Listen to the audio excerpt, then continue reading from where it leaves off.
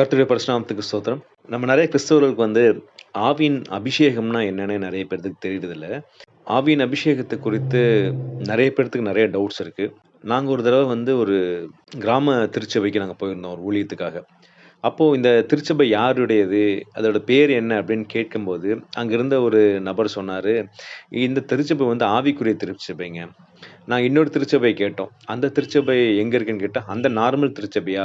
அந்த சாதாரண திருச்சபை அங்க இருக்கு பாருங்க. அது அப்படின்னு சொன்னாங்க. அதாவது நம்ம மக்கள் எப்படி பார்க்கிறோம்னா, நம்ம கிறிஸ்துவ மக்கள் எப்படி பார்க்கிறோம்னா, ஆவிக்குரிய திருச்சபைனா, நம்ம திருச்சபையில நடக்கிற ஒழுங்குமுறைகள்ல நம்ம எப்படி ஆராதிக்கிறோங்கிறத வைத்து தான், நம்ம அது ஆவிக்குரிய திருச்சபையா, இல்ல ஆவி இல்லாத திருச்சபையா நம்ம பார்த்துக் கொண்டு இருக்கிறோம் இல்ல. திருச்சபைங்கிறது நம்ம தாங்க. நம்ம தான் தேவனுடைய ஆலயம். கடவுள் என்ன பார்க்கிறார்னா, நம்ம எப்படி தேவனை ஆராதிக்கிறோம். வெளிய நடக்கிறது கிடையாது. நம்ம இருதயத்துல நம்ம தேவனை எப்படி ஆராதிக்கிறோம். அததான் தேவன் பார்க்கிறார் இல்லையா? நம்ம வேதத்துல வாசிக்கிறோம் இல்லையா? இந்த பெந்தேகோஸ்தே நாள்ல சீஷர்கள் மேல் வீட்ல இருக்கிறாங்க. அப்ப பார்த்தீங்கன்னா, நான் அந்த வசனத்த வாசிக்கிறேன். அப்போஸ்தலர் 2:2 அப்பொழுது பலத்த காற்று அடிக்கிற முழக்கம் போல் வானத்திலிருந்து சடுதியாய் ஒரு முழக்கம் உண்டாகி, அவர்கள் உட்கார்ந்த வீடு முழுவதையும் நிரப்பிற்று. அல்லாமலும் அக்கினிமயமான நாவுகளை பிரிந்திருக்கிற நாவுகள் அவர்களுக்கு காணப்பட்டு, அவர்கள் ஒவ்வொருவரும் அமர்ந்தது. அவர்கள் எல்லாரும் பரிசுத்த ஆவியினாலே நிரப்பப்பட்டு, ஆவியானவர் தங்களுக்கு தந்தருளின வரத்தின்படியே வெவ்வேறு பாஷைகளில் பேசத் தொடங்கினார்கள். ஆவியானவர் அப்படியே காற்றைப் போல அமர்கிறார். எல்லாத்துக்கும் அபிஷேகம் கொடுக்கப்படுகிறது. அபிஷேகம் கொடுத்த உடனே எல்லாருக்குமே வரங்கள் கொடுக்கப்படுது. அந்த வரங்கள் தான் இந்த அக்கினிமயமான நாவுகள்.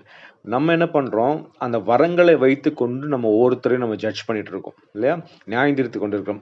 அவங்களுக்கு அந்த வரம் இல்ல அக்கினிமயமான நாவுகள் கொண்ட அந்த வரம் இல்லன்னா, இவங்க ஆவியினால நிரப்பப்படல, ஆவியானவர் அபிஷேகம் பெறலன்னு சொல்லி நம்ம நம்ம சொல்லிக் கொண்டிருக்கோம். ஆனா உண்மையாவே ஆவியானவர் வந்தார்னா, நமக்கு என்ன நடக்கும்னு சொல்லி நீங்க ஏசப்பா சொல்லியிருப்பாங்க. நீங்க அப்போஸ்தலர் 1:8 நீங்க வாசிச்சீங்கன்னா, பரிசுத்த ஆவி உங்களிடத்தில் வரும்போது நீங்கள் பெலனடைந்து எருசலேமிலும், யூதேயா முழுவதிலும், சமாரியாவிலும், பூமியின் கடைசி வரையும் எனக்கு சாட்சியா இருப்பீர்கள் என்றார். அதாவது ஃபர்ஸ்ட் பெலனடைந்து அப்புறம் சாட்சியா இருப்போம். பெலன்னா என்னன்னா, நம்முடைய ஆவிக்குரிய வாழ்க்கையில நம்ம ஒவ்வொரு நாளும் நம்ம பாவத்தை மேற்கொள்றதுக்கு ஒரு பெலன் வேண்டும். நம்ம சுயமாய் இந்த பாவத்தை விட்டு நம்மளால வெளியே வரவே முடியாது. அப்ப ஆவியானவர் நம்ம கூட வந்துட்டாருன்னு வச்சுங்களேன், ஆட்டோமேட்டிக்கா என்ன பண்ண முடியும்னா, நம்மனால அந்த பாவத்தின் வழியிலிருந்து நம்ம வெளிய வர முடியும். அதற்கு தான் ஆவியானவர் கொடுக்கப்பட்டிருக்கார். அத ஃபர்ஸ்ட் பார்க்காம நம்ம வரங்களை குறித்தே நம்ம பார்த்து கொண்டிருக்கிறோம். வரம் கடவுள் கொடுப்பார். ஒவ்வொருத்தருக்கும் என்னென்ன வரம் ஆவியானவர் கொடுக்கணும்னு நினைக்கிறாரோ, அந்த வரத்த கடவுள் கொடுப்பார். ஆனா நம்ம அந்த வரத்தை வைத்து